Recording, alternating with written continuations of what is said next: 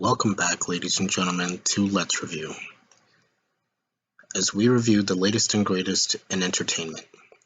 Today we'll be focusing on television and discussing a show I have recently watched.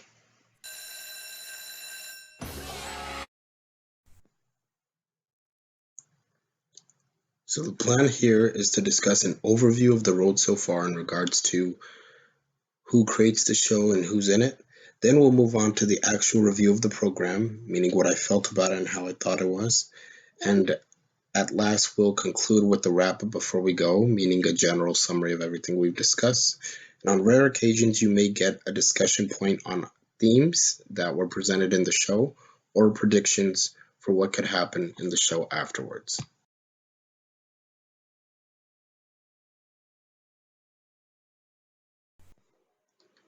Now, let's review. So let us begin with the overview and the road so far in regards to the television series we'll be discussing. Recess is an American animated television series created by Paul Germain and Joe Ansolabehere. Credited as Paul and Joe, the series focuses on 6 elementary school students and their interaction with other classmates and teachers. The title refers to the recess period during the daily schedule and North American tradition of educational schooling, when students are not in lessons and are outside in the schoolyard during recess.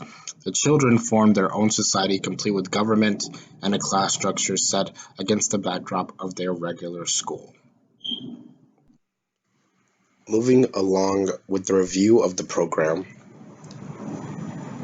So the review of the program for me had wonderful characters, creative execution of storytelling, witty writing, dashing voice-over work from all the individuals who were involved, and an overall engaging program with a heart of gold.